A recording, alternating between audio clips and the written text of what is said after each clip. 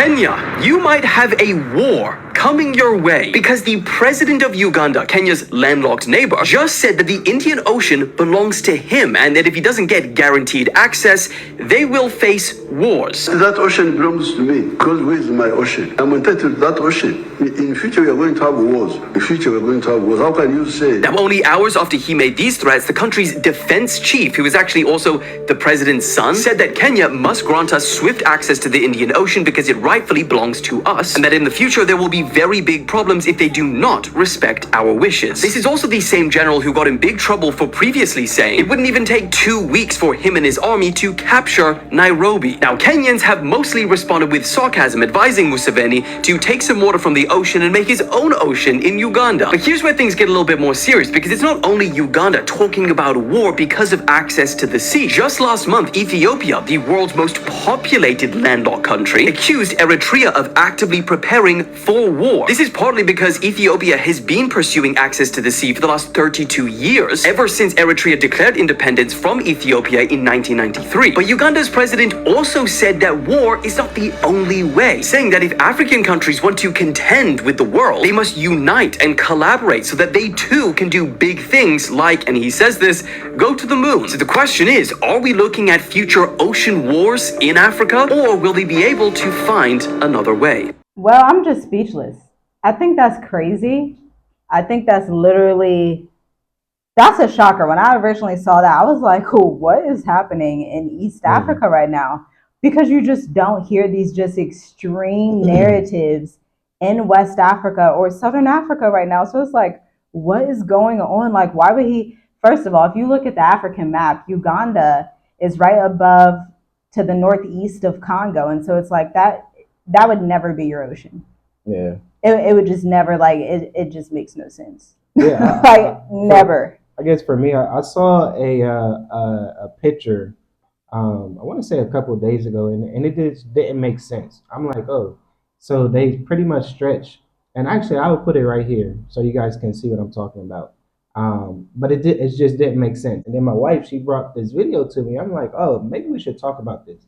Because for me, it's telling me like two different sides, right? The Kenyan president, like, hey, we need to unite.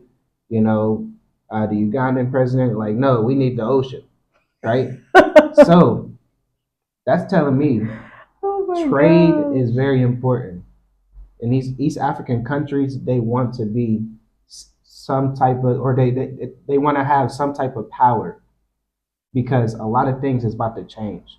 That is what this told me. A lot of things is about to change, and everybody's trying to fight for that port of the Indian Ocean, of the Swahili coast. But I think it's so sad because you said they need trade, but it's like you want trade at the expense of your brothers. Yeah. So it's like trade or else. Like, really? Yeah. Like, that's really, and so the people in the comments, the South Africans, Ghanaians, they were coming like, we back Kenya.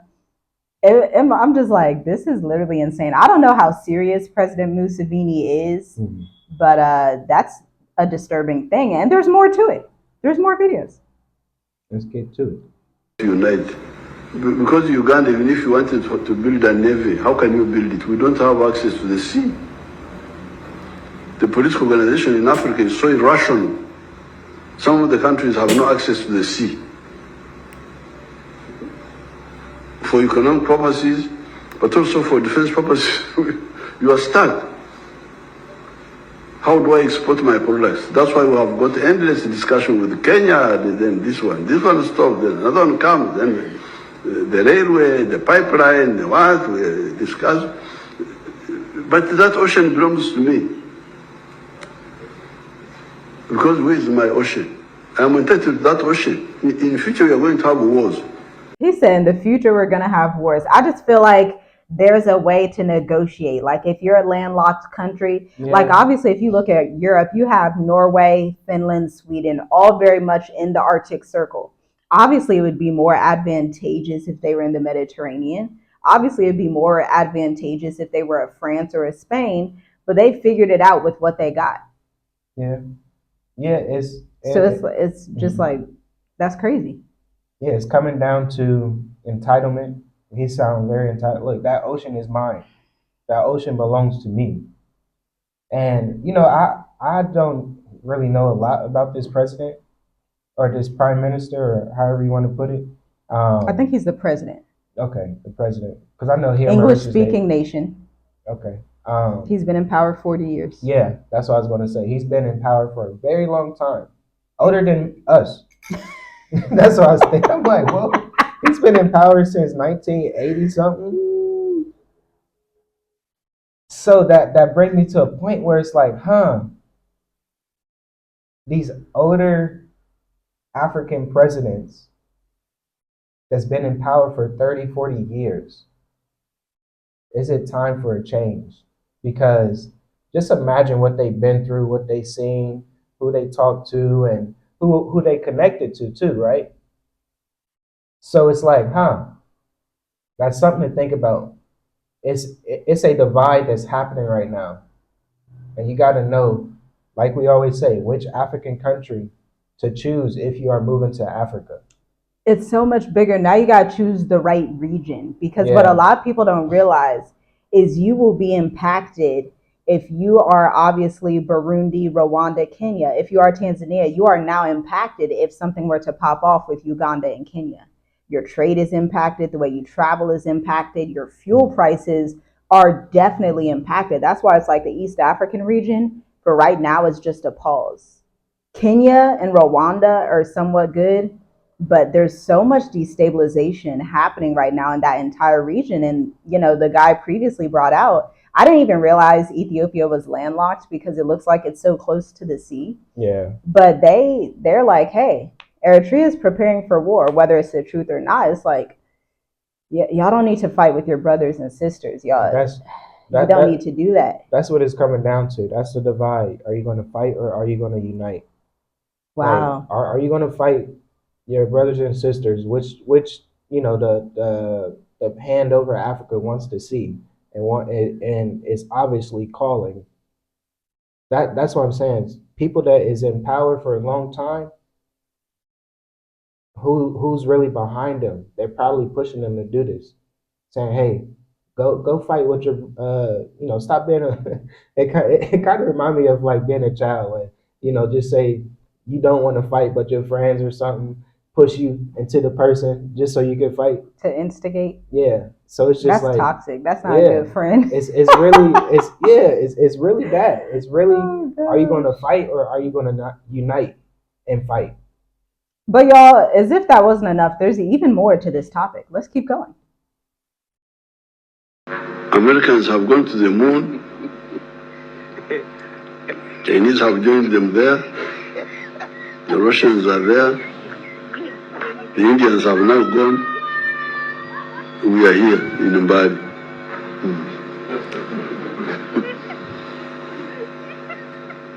With our British friends, we're also here. They're also here. The British, the Germans. So the Americans are there looking at us like ants. You're looking at the ants, they don't know that you are looking at them. It's really very simple. Okay, so yeah, that should tell you right there that he's deceived. For like he wants to go to the moon. The Americans there, the Russians there. The Indians are on the moon. Everybody on the moon. The Indians just went there. The British and Germans are there in his country. He's like, we got to figure something out. We are here. We need to get to the moon so we know what's up there. So yeah, I guess that's all. That's like a mic drop right there. Yeah. But yeah, let's continue. Now let's hear Kenya's response. Shout out to Kenya. We love Kenya. We found out we are of the Luya tribe in Kenya.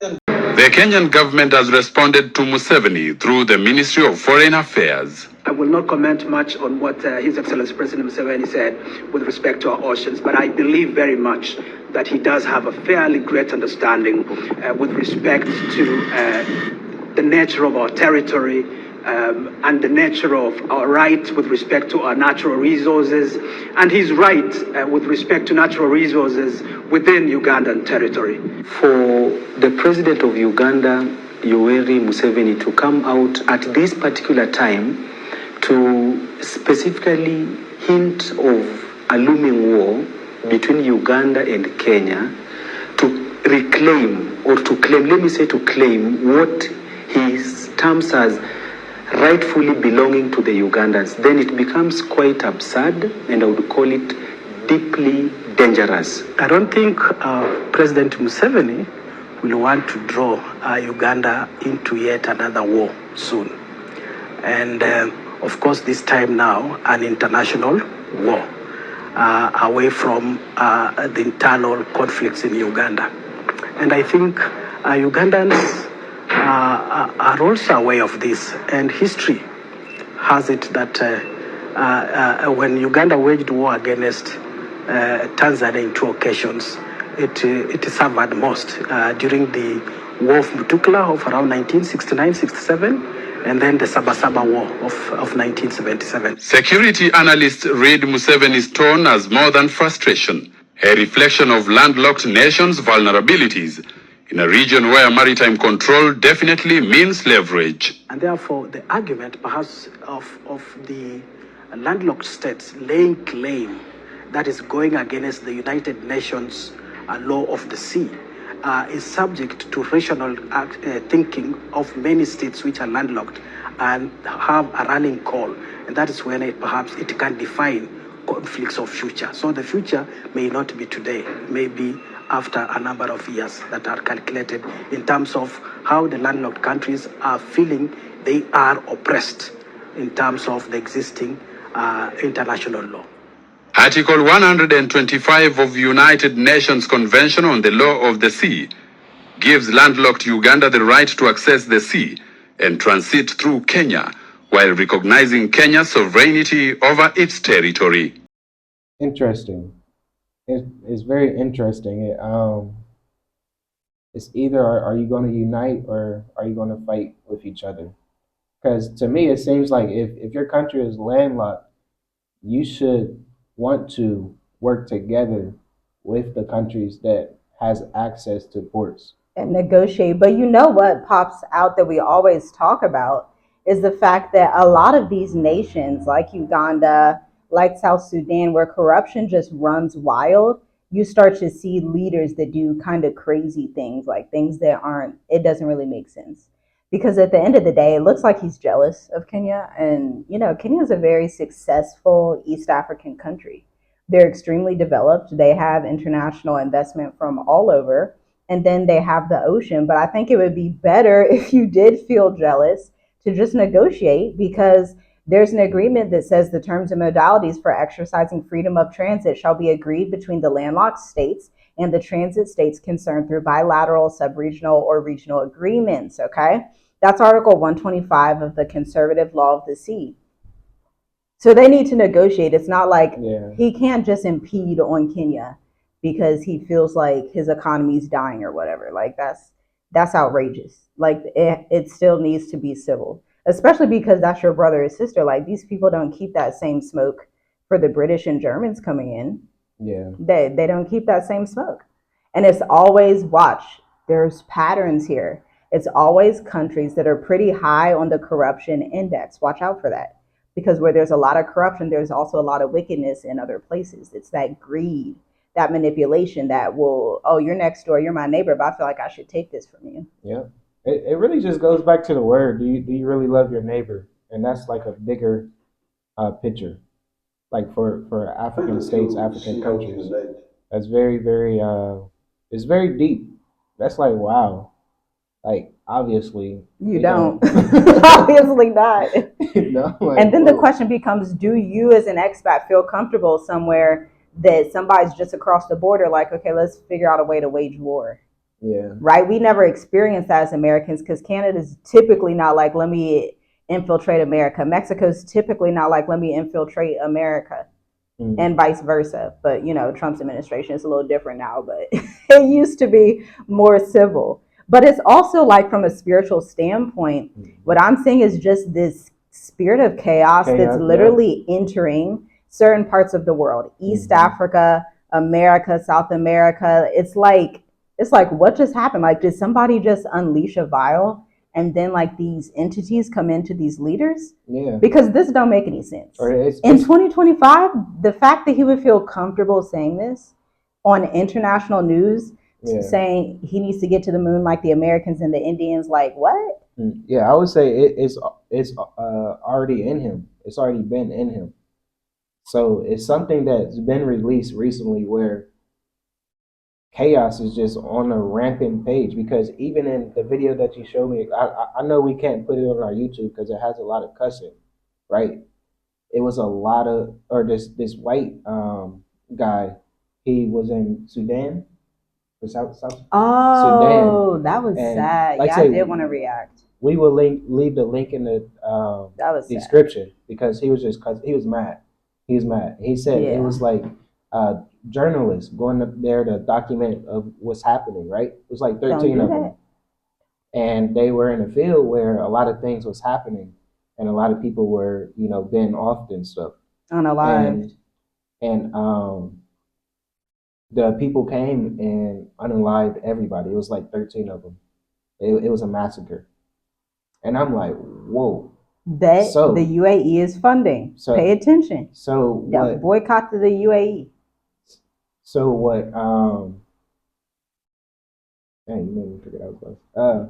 So what with that could happen. Like that's what's coming down in Uganda. Like they say, I'm gonna go to Kenya, and it can take us 2 weeks. So how are they gonna do that? They're gonna massacre a lot of people. They need to stop. This is crazy. This is crazy. It just really don't make sense. Stop. Like it really don't. Like it's just stupid. Like why? We should be uniting right now. Jealousy. Not trying to divide and conquer. Because that just don't make in no 2025. sense. You don't see the Europeans going bat for bat with each other. So that tells me right there where the Chinese, they may want to fight Europe and America, but the Chinese, they're not going bat for bat with Thailand. Like, come on now. You gotta make it make sense. But let's continue. Kenya, you might have a war coming your way because the president of Uganda, Kenya's landlocked neighbor, just said that the Indian Ocean belongs to him, and that if he doesn't get guaranteed access, they will face wars. That ocean belongs to me, because where is my ocean? I'm entitled to that ocean. In future, we are going to have wars. In future, we are going to have wars. How can you say? Now, only hours after he made these threats, the country's defense chief, who is actually also the president's son, said that Kenya must grant us swift access to the Indian Ocean because it rightfully belongs to us, and that in the future there will be very big problems if they do not respect our wishes. Guys, can I show you where the Indian Ocean is located? Oh my God, bro. Oh, hell no, man. What the fuck, man? Get your ass. For us being in our landlocked country and yet we're claiming the Indian Ocean. That's a lot. It really gets down to like, it's like a stupor that came over a lot of people. The entire region. This is why I say, like, you got to make sense of a lot of things. Whatever you do, it has to make sense.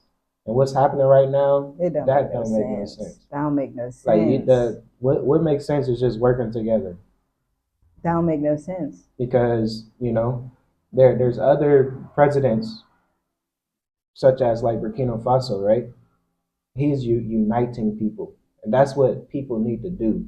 And presidents over here is massacring people, or one in East Africa. It's have massacred and one. That's what I'm saying. It's a bile that's been unleashed over East Africa right now, where it's like Tanzania. What's going on there? Sudan's not like right there, but they're right there. South Sudan is East Africa. Sudan's North Africa. Okay, yeah. So it's like it's still like, what's really going on?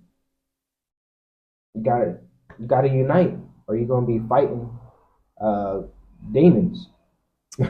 Lastly, we'll finish with President William Ruto. He's saying that people want to harvest their resources, but they need to protect it, and I agree 100%.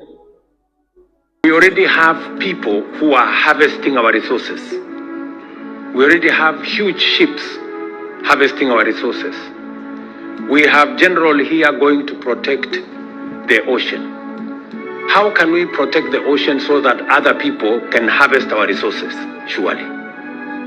We must build our own capacity, and we must create the partnership between government of Kenya, all the departments involved, the private sector, so that we can unlock the potential that exists in our blue economy, in the ocean resources that we have, so that we can do three things. Number one, we can enhance food security in Kenya. Number two, we can create jobs for the many young people who today are being harassed with drugs and crime and many other things. And number three, we can use it to grow business, to grow our economy. So there is every reason for us to be able or to do this, and to do it with as much commitment and to deploy as much resources as possible. I just really like Kenya's diplomacy. The way that they respond to Uganda is both non-threatening but also protective. There's just like there's a level of grace that they exude when they speak about it. And Uganda, they didn't really have a level of grace. They had a level of greed and like, I'm gonna come steal from you. Yeah, it seems like Kenya loves their people and their community and wants to see them build because I get so. Yes. So yeah, Kenya. It seems like they love their community and their people, so they want to take care of them. Because I noticed something that he said. He said he needs to secure the food and water for his people, and that's basically what a lot of wars is going to be about coming up is food and water and land. And if you cannot sustain yourself with that, your people's not going to be well. So on both parts, but it's just the way you go or do stuff.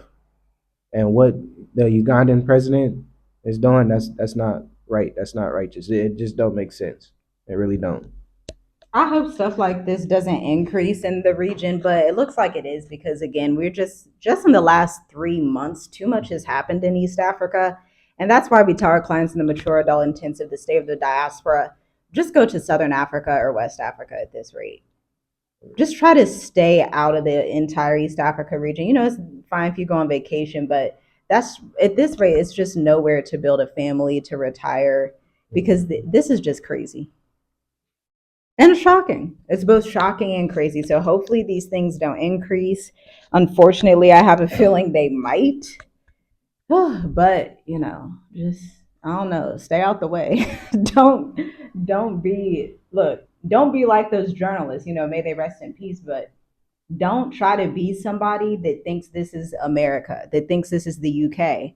When the Africans wage war, when Africans do massacres, it's not like nothing you've ever seen in America, quite frankly. Yeah. Because it's a spirit that's unleashed in a way that you're not used to being from America, that you're not used to being in the UK. Unless you're in a gang, unless you're literally in a gang, you're probably not used to that. Yeah, you just gotta just be careful. Talk to the people that's on the ground and see what's really, really going on. But obviously, we can just by what they say because I think once you say something, that's what you mean. So once you put it on international, like be careful. Feel okay saying this in front of everybody, the Chinese, the Indians, the Europeans, they probably literally looking at him like, it's 2025. Yeah. Really? Africa just needs unity, peace, stability. But, it's like an uphill battle to get to that place. So Ugandans, Kenyans, chime in. Let us know what you think. Everybody chime in. Let us know what y'all think. Would y'all be traveling to East Africa or living there, retiring there in the near future? We want to know. Let us know, guys. Thanks for tuning in, y'all. Make sure you like the video. Subscribe if you haven't. And we will talk to you in the next video. Shalom.